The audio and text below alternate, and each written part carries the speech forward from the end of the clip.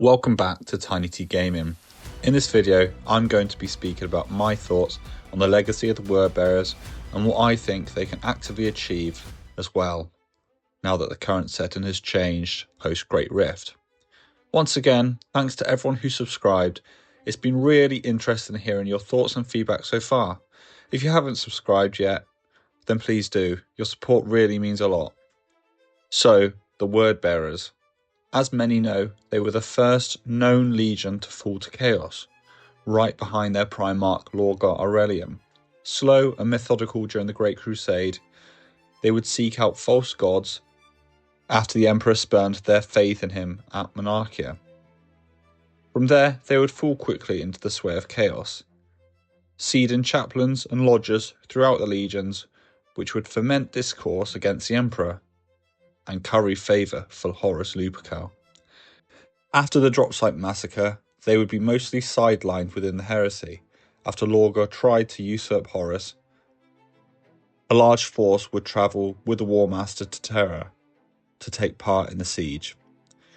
It will be really interesting to see what role these elements take on during the Scouring series, as they took massive casualties during the culmination of the siege, and it would be good to see if Lorgar will do anything before fleeing into the warp.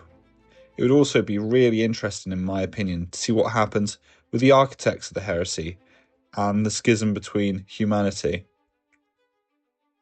I wonder if Lorgar will regret his actions, seeing it as his ultimate goal has failed, and whether any of his remaining sons will see the folly of their betrayal. We already know of at least one word bearer who repented, and will Balthusar Narek in fact be found to be alive after being stabbed by Erebus? We know Lorgar is still alive in the current setting, and he has progressed to become a demon Primarch. So does that mean that his loyalist son Balthusar Narek is in fact dead, as he was wanting to assassinate his own father? Or did the Imperium or Emperor find another use for him? So could there be word-bearer forces who regained their faith in the Emperor, or in fact never lost it, but are now hounded by the Imperium and also by the other traitor forces? We know the traitors fractured reasonably quickly with no one to lead them, so will we see the word-bearers seeking revenge against the other traitors they feel wronged them? We know the Legion is still mostly cohesive in the current setting, but was it always that way? Did they ever fracture? And if so, will we see this play out during the Scouring series? We also know the Legion is currently strong, with tens of thousands of Astartes. With them being so infused with chaos and divided and the warp, does their gene seed mutate quickly after the Scouring, or during the Scouring even? Or do they put a measure in place to ensure their numbers do not dwindle? Seeing how they revered their Primarch so, surely they would not wish to see his gene line ended. I can't imagine word-bearer Astartes seeing non-gene lineage warriors being raised to their ranks as equals, just the same as many traitor forces hold the same attitude. The Iron Warriors and the half-breed Honsu are a good example of this. Even though any Astartes raised on pure gene seed and with good conditioning and training is pretty much the equal of any other. I think it'd be really interesting to have their current culture, tactics and activity widened upon. I want to see these traitor legionaries acting cohesively against the Imperium, especially as they were the first to fall and are the reason the Imperium is in the mess it currently is in. Going back though to my point on whether some repent, could they or their own bloodlines have survived to the current day, creating this setting where we could have a showdown between loyalists from traitor bloodlines and the original traitor Astartes? The word-bearers themselves are a massively underutilised legion in my opinion. The Marduk trilogy of books was really great, and it had some really interesting plot points and development of characters.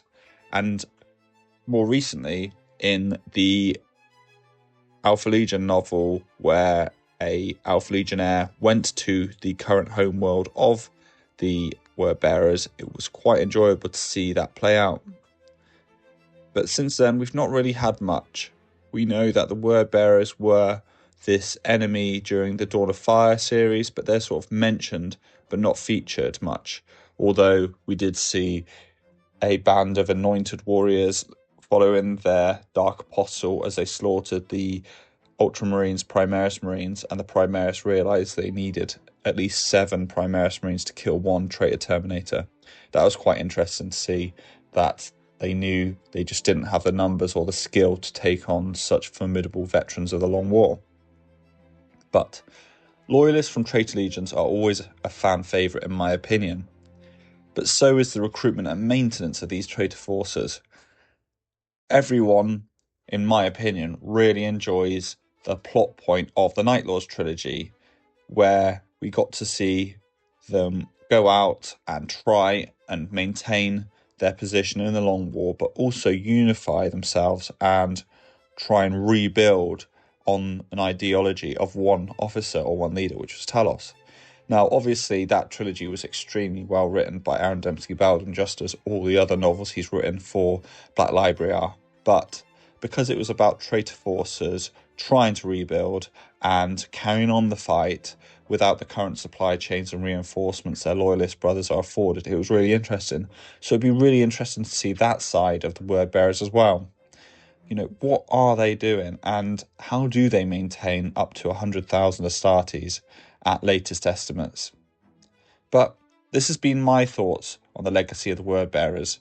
I think they could be really poignant and have a really good impact on the setting. I think they have the strength, the cohesion, and regardless of the schism between Erebus, Corferon, and their followers, they can still act out against the Imperium that they're sworn to destroy. But let me know what you think in the comments below. Please, if you really enjoyed the video, like and subscribe, and I will see you in the next one.